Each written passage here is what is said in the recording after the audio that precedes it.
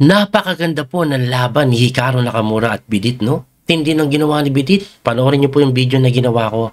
Pero alam niyo ba, hindi yun yung center of attraction sa round number 2. Dahil ang naka-attract po talaga ng atensyon ng mga tao, ito pong labanan ni Grandmaster Yan Nepomniachtchi at Grandmaster Ali Reza. Sa sobrang tindi po ng laban, mababaliw ka. Grabe. Kahit yung mga commentator, one of the craziest games, sobrang unusual, ang daming kaguluhan at sacrifice, ano pang hinihintay natin, analyze na natin. Puti po si Nepo, ang tinira niya po E4. Ito namang si Ali Reza, nag-E5. Knight F3, Knight C6, Bishop B5, Ruy Lopez na sinagot ng Knight F3. Berlin na naman, parang Nakamura Bidit lang, pero ito pong si Nepo, as usual, hindi din po pasok sa Rio Gambit yan. Ayaw ng tabla, nag-D3 lang. Nag-Bishop C5, nag-C3 lang, at nag-castling na po. Agad-agad, ito pong itim na kinaslingan din po ng puti. Tapos dito, agresibo eh. Kasi ang normal, ginagawa D6, pero Ali Reza preparado, nag-D5, bilis tumiro. Na kung saan tinex po yan eh. Medyo natagalan si Nepo ng konti. Binawi po yan ng Reyna, and then nag-bishop lang sa C4, hitting the queen. Tumakbo po yan sa D8, tapos B4, bishop naman ang inaatake. Tumakbo po yan sa D7, das develop lang, knight BD2, nag-A6 lang, bilis pa rin ni Ali Reza. Oh. Tumira naman po ng A4 si Nepo, nag-bishop F5, dinipensahan yung D3 by playing queen C2, tapos nag-knight D5 lang. Ito pong si Ali Reza na sinagot ng knight E4. Ali Reza lamang pa rin po sa oras, pero pareho naman silang mabilis. So pagka knight E4, nag-bishop G4, talagang linyahan. Linyahan po kasi ang bilis tumira eh, talagang kabisado ni Ali Reza na sinagot ng queen lang po sa A2. Gusto pong atakihin yung D5 na kabayo na sinagot ng knight B6. Tumakbo lang, inatake yung bishop na umatras sa B3. Pagka-atras sa B3, excellent move daw, sabi ng engine, pero ako po talaga hindi ko na maunawaan yan eh.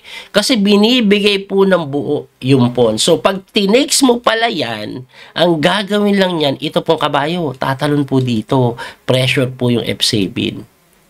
Kaya ang ginawa ni Ali Reza, mabilis pa rin tinira, number 1 engine move to, kinapture niya po yung kabayo sa F3, binawi ng pawn, and then queen takes D3. So, hindi po maka-knight G5 kasi kakapture lang po yan ng bishop, pero lahat po yan, kahit ganyan, alam ni Nepo. Kasi, nag-king move lang po siya, which is number 1 engine move, simply to defend the pawn. Ngayon, according to engine evaluation, equal lang to. Pero, as a human player, hindi ko talaga ito maintindihan eh. 1 pawn down yung white, double isolated pa, ang pangit pa ng pawn structure, no? Yung king hindi gano kasi. Pero equal lang daw. Equal lang. Si Ali Reza preparado. Tingin ko si Nepo ganun din kasi medyo mataas yung oras nila. Ang gulo na ng laban. Anyway, ang tinira po ni Ali Reza, Queen D7. Medyo nag-isip na siya doon, naka 4 minutes siya. Pagka Queen D7, nag-Rook D1 lang po si Nepo na kung saan for the first time dito po, nag-isip si Ali Reza ng matagal. So, ibig sabihin, dito po, medyo inaalala niya siguro yung inaral niya. Ang tinira niya po, Queen E8, which is number 1 engine move. Pero tagal pong pinag-isipan yan, mahigit 10 minuto eh. So pagka Queen E8, si Nepo, daming kaguluhan na, ang tinira po, H4 lang. Grabe, no? Tatawa ka na lang eh. Ang daming pwedeng gawin, pero eto lang po ang itinira. Binibigay po yan, pero once you take, may Rook H1, mabubuksan to, may mga Knight G5. Medyo maalangan po yung blocking kahit lamang ng pawn. Kaya hindi kinapture yan, nag-Knight C8. So, Knight C8 is a good idea po, dahil ang malakas ito eh. Hindi po masipa yan kasi nakapin. So, tatanggalin by playing Knight D6. Pero si Nepo, walang pakialam. H5 lang, tuloy ang atake. No? Sumusugod yung pawn na kining movehan. Okay. At pagka king move, H6 pa rin talagang inaatake ng gusto. Siyempre, pag in-option mo, matitakes. Di ba? So, malilibre yung F7 pag gumalaw yung tore. Kaya ang ginawa po niya, nag-G5, napakagandang tira. Excellent move po eh. Kasi, ang gagawin mo, solid play ka na lang. Hindi maka F4. So, siguro mag F3 lang later on. Pwedeng pumasok dito, babagsak yun. Ganun yung pwedeng gawin. At slightly better daw po ito sa itim eh. Ang ginawa po ni Nepo, after G5, queen lang sa may dito. Na medyo napaka-weird, promise. Bakit mo inarangan to? Bakit mo yan nilagay dyan? Anong pwedeng gawin yan? Okay, inaatake mo to pero hindi naman pwedeng kainin, di ba? Dahil may pinaganon. Aba, matindi pala idea niyan. Kaya po yan nag-win dito, sosok pa doon. Kasi nga, mananalasa yung Torre pag napunta po sa second rank. Napalit yung Reyna, na okay po dahil ang lakas ng bishop ng puti. Kaya ang ginawa ni Aleresa, hinarangan. Ayun, nag-knight d6. At pagkaharang, nag-bishop develop lang. Pwede po siya mag-c4 later on. May pressure po dito sa long diagonal. Ang ginawa po ni Aleresa, medyo hindi daw ganun kaganda. Knight f5. Ewan ko bakit hindi gano'n kaganda, pero ibabalik ko lang. Ang sinasuggest po ng engine, solid play, mag F6 daw. Solid play lang. Saka mo gawin gusto mo. Anyway, ang knight F5 hindi po maganda. Sa kadahilanan na, eto na nga, nakapasok po yung Reyna sa D7 eh. Nakapasok. Pero ako po, ang knight F5, gandang-ganda ako eh. Kasi yung knight F5, may knight H4 na yun na nga yung tinira. De check po, no? At pag umangat ka nga dito, ayan po, oh, bibigyan ka na matinding sacrifice, knight D4. Ha? Libre ah. Libre pero libre Reyna. Eh pag tinex mo, may check naman knight E2. Grabe na. Grabe na. Punta ka dito. Oh. Eh kahit nga po bawin na lang yung Reyna, tapos mamaya may takes dito. Hirap, di ba? Winning po yan for black. Kaya ibalik natin doon. Kaya ang ginawa po ng puti, eh nag-king F1, excellent move pa nga. At maniwala kayo sa hindi. Equal daw po ito according to engine. So, ang threat po kasi ng king F1, okay, kainin mo yung F3. Pero pag tinakes mo yung F3, alam nyo kung ano mangyayari? Matindihan. Knight F6 lang. Grabe. Lalim. Para saan yung knight F6? Pag tinakes mo, libre. Queen F5 lang. Aray, aray. Grabe, no? Okay lang, depensa natin yung bishop. Eh di, bishop C2. Hindi pala kakainin. Ang lalim nun. Grabe naman yun. Balik tayo dun. Hanip yung knight F6, no? Kaya binakain yung F3. Kaya hindi kinain yan eh. Ang ginawa in F5. So pagka F5, nag-knight G3. At pagka knight G3, wala ka ng ano. Kung F5, kainin ko na yung F3. Kaso pagkakain sa F3, oh, grabe si Nepo. Engine move na naman. B5 lang. Inaatake lang yung kabayo na kung saan, pag yung kabayo na yan, umalis. Ang tanong saan eh? Let's say dito, ayan, punta siya dyan. Para lang po ba pressure ito? Tirahan ka lang daw bishop E6, may pressure dito sa F5. Tapos may kain pa rin dito later on. Ayan, oh, halos matrap yung kabayo. Kaya nga po, ang ginawa dyan ni Aleresa, pinagulo niya yung mundo eh. Pinagulo niya yung mundo. Ang tinira niya, F4. Nakipagsabayan. Anong mangyayari pag nagsabayan? Eh, pag nagsabayan ka, takes, mabubuksan pa to, may pressure ka doon. Kaya nga, napilitan po yan mag-knight E4. Pagka knight E4, saka po nag-knight A5 yan. Pagka knight A5, nag-bishop E6. So, parang ganun pa rin nangyari na transpose lang, no? Anyway, pagka bishop E6, ito pong si Aleresa, medyo nagkamali na. Kasi ang pinapatiran ng engine, walang yung engine to, hindi ko maintindihan, G4 daw eh. Bakit? Binibigay oh. Libre yan eh. Libre. Pero bakit binibigay? Ano mangyayari pag kinapture mo? May knight H2. Oh, check. Tapos pagka king move mo, kahit kainin tapos check. Oh, grabe yung engine. Walang binibigay lang, no? Anyway, hindi tinira ni Aleresa yun kasi hindi na makatao yun. Ang tinira, Queen G6, pinakain lang po yung bishop libre. Hindi naman makain to kasi mati, di ba? At ang ginawa nga, kinain eh. Anong plano ni Aleresa? Aba, ito pala plano, kakainin lang pala yung H6. So, nagpa one piece down, pero ang kapalit, aatakihin yung king. Baragan ito. Pero ang kagandahan for the side of Nepo, this is move 30 pa lang. 4 minutes and 45 seconds na lang po si Aleresa. So, ang ginawa po niya, nag-bishop F7 eh. So, sige, subukan mo. Subukan mong pumasok dyan, lalabas lang ako, mamatiin kita next move.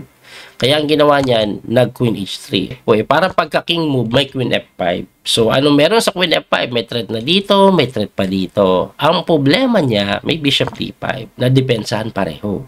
So, pagka Bishop D5, nag-Rook A E8. Dahil nga nasa gitna yung King, talagang ilalagay sa gitna yung mga pyesa. Inaatake po yung Reyna, kumapture lang sa C7 na tinirahan ng Queen G4.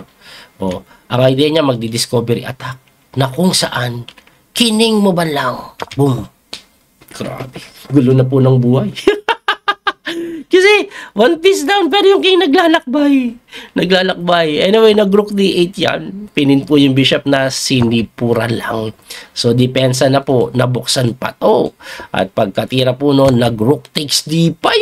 Talagang gumugulo na yung mundo. This is move 36 na binawi po yan. At pagka-takes, nag-Queen lang po sa may H3. 10 seconds na lang si Alireza, pero may mga threat po siyang matindihan dyan. Gagalaw po, discovery, no? Nakakatakot yung posisyon. Baka mamati, hindi ka basta makatakbo doon. Lagi may ganun, may queen kasi na depensa pero Nepom, grabe yung depensang ginawa. Sabi niya, lamang naman ako ng pyesa Eto pa isa, hinarang lang.